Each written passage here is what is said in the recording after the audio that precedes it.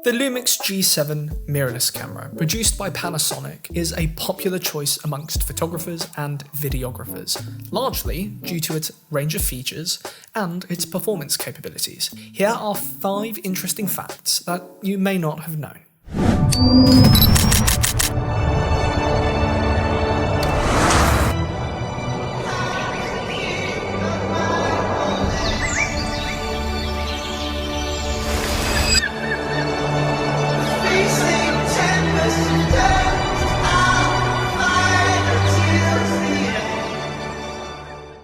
The LUMIX G7 offers 4K video recording at 30 frames per second, making it a powerful tool for videographers who require high-resolution footage. Now, this depends if your camera comes set to NTSC or PAL mode. Now, don't worry if you can't find 4K 30 FPS. If you can only find it at 24 and 25 frames per second, you'll be able to hack your camera using a variety of online YouTube tutorials. And don't worry, if you want to revert your camera settings back to how they were when you first got it out the box, you can do that. It's easy to restore your camera back to its factory settings. This feature on this particular camera allows for stunning video clarity and detail suitable for professional projects. The 4K recording capability also allows users to extract high-quality 8-megapixel stills from video footage, providing additional flexibility in capturing moments. Now, this is something that I do all the time, whether I am doing a passion project or a commercial project.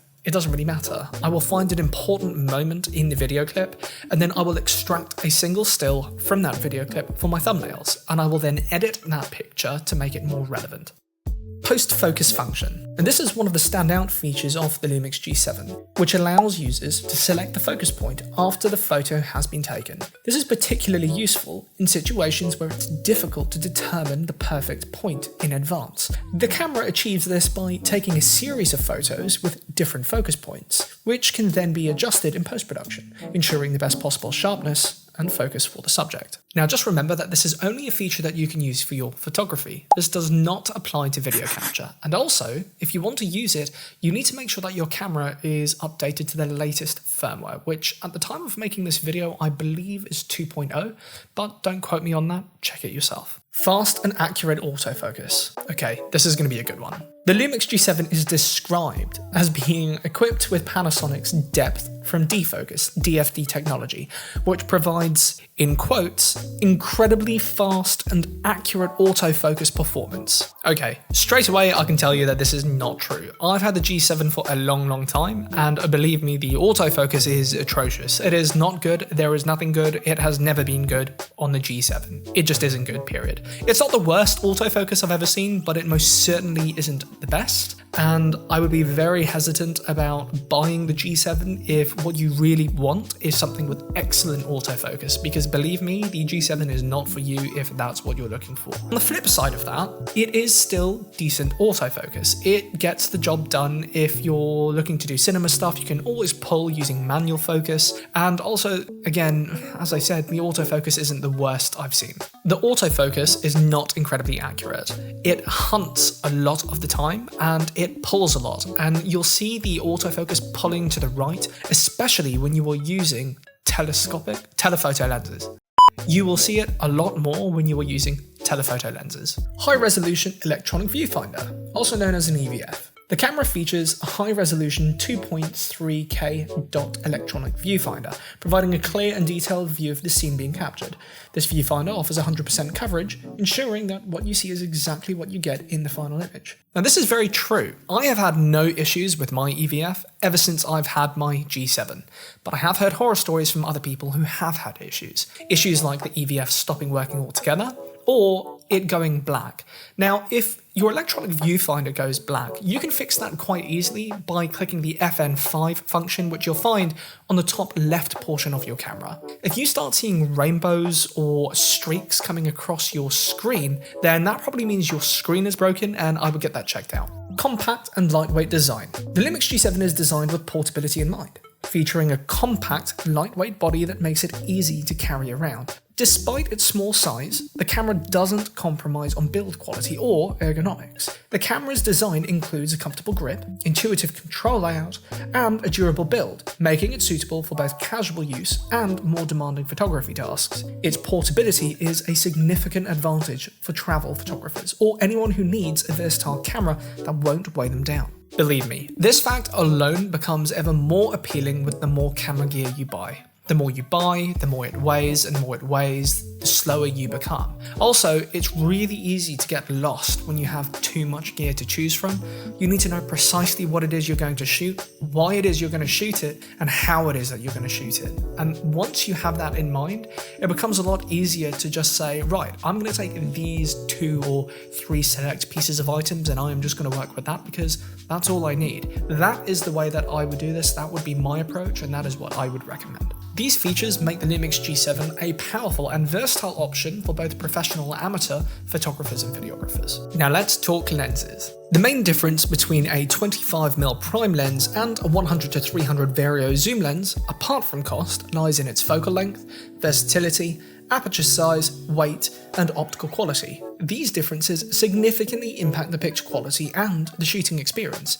Here is a detailed comparison. A 25mm prime lens has a fixed focal length of 25mm, which is typically considered a standard or slightly wide-angle lens on a micro four thirds camera like the LUMIX G7. The focal length is ideal for everyday photography, street photography, landscapes, and environmental portraits. The 100-300 vario lens, on the other hand, has a variable focal length, ranging from 100 to 300mm. This makes it a telephoto to super telephoto lens, suitable for sport, wildlife, and distant subjects. Now, I've used both of these lenses, and I can tell you that knowing how to use them and when to use them is what is going to set you apart from your peers and set you up with success for your clients. The zoom lens offers a wide range of focal lengths, allowing for flexibility in framing and composition without moving. It's more versatile, accommodating a variety of shooting scenarios from relatively close to distant objects. Prime lenses often have larger maximum apertures of, for example, 1.7 or 1.8, allowing more light to enter the camera. This capability enhances performance in low light conditions and provides a shallower depth of field, creating a pleasing background, like bokeh. Prime lenses often offer superior optical quality, and that's largely due to the fact that they are specifically designed with a certain focal length in mind. This can result in sharper images with less distortion, chromatic aberration, and vignetting. While modern zoom lenses have improved significantly, they typically exhibit more optical compromises like distortion, chromatic aberration, and varying sharpness across the zoom range compared to prime lenses. High-quality zoom lenses can usually mitigate these issues, but usually at a higher cost and also at more weight. This table highlights the primary differences between the two types of lenses, helping to understand how each lens can be used effectively in different photography situations. Photographers can leverage the strengths of different lenses to suit specific professional scenarios, and beginners can learn to recognize the appropriate lens to use by understanding the unique characteristics and advantages of each lens. Here's a guide on how these lenses can be used professionally and when each is appropriate. When it comes to prime lenses, the wide aperture allows for a shallow depth of field, creating a pleasing bokeh effect to isolate the subject from the background. Its compact size and light weight makes it ideal for candid shots and discreet photography. The larger aperture also lets in more light, making it suitable for indoor events, nighttime photography, and low light scenarios. The slight wide-angle view can capture the subject along with some of the background, giving context to the image. So what this tells us is that these types of lenses are good for portrait photography, street photography, event photography, and low light photography. So what about a lens that looks like a prime but doesn't act like a prime? Let's look at the 12-35mm vario lens. The flexibility to zoom in and out allows for quick adjustments between wide shots and closer portraits without changing lenses. Versatility in focal lengths helps in capturing diverse scenes, from landscapes to street scenes. And the ability to zoom in and out can be useful in dynamic video shoots where varying focal lengths are required without interruption.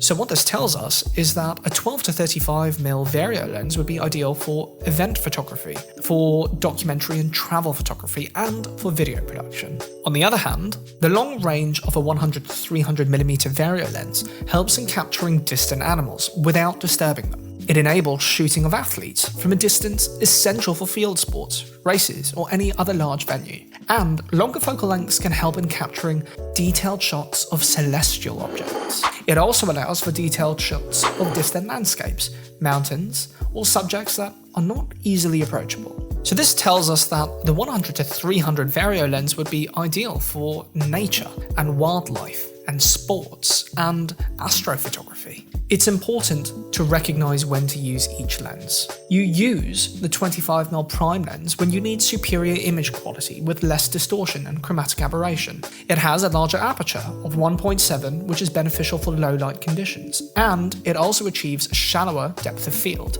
Its portability and discreteness are essential, such as in street photography. You can use the 25mm vario lens when you require versatility and the ability to quickly change focal lengths for different compositions. So when you are shooting events, traveling, or shooting a documentary where different perspectives are needed without changing lenses. And when you need a slightly more flexible focal length, you can enhance your ability to capture a wider range of shots. And then on the other hand, you have the 25mm versus 100 to 300mm prime lenses. Well, with the prime lens, when you're shooting in confined spaces where a wider angle is necessary and you need high quality portraits with beautiful background blur and where low light performance is crucial and you need a wider aperture, then the prime lens is great.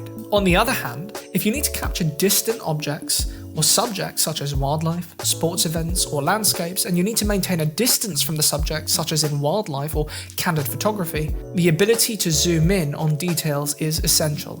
And so for that reason, the 100 to 300mm is perfect. Now here are some top tips for beginners. Try using each lens in a variety of scenarios to better understand each lens's strengths and weaknesses. Practice will help you choose which lens to use intuitively in different situations. Study professionals. Look at how professional photographers use a variety of lenses in different situations. This can give you insights into the practical applications of each lens. Learn about the technical aspects of filmmaking and photography. Understanding the differences between aperture, depth of field, and focal lengths will allow you to make more informed decisions. Consider the subject and the environment as well. It's not just about the camera and the lens that you're using. Think about what you are photographing and why you are photographing it. A photo in a small confined unlit room may benefit from a 25mm prime lens because of its low aperture settings at 1.7, whereas a bird at the top of a tree might require a 100 to 300mm telephoto lens. By understanding the specifications of your camera and the lenses, you will be able to make more informed choices even if you are a beginner photographer or filmmaker. This will lead to better image quality, better results, and a more efficient workflow. That is everything that I have for you in this video. I've really enjoyed making it and sharing it with you. If you feel like you've learned something and you want to leave a comment in the comment box below, feel free to do so. All I ask is that you are kind, respectful, courteous, that you listen to one another. Everyone has an opinion and everyone's entitled to one. So if we listen to each other, I feel like we're all going to grow together as a family. That's a principle that I stand by. I really, really do. Thank you very much for watching. Welcome to my channel. My name is Michael, and I will see you on the next video. Bye-bye for now.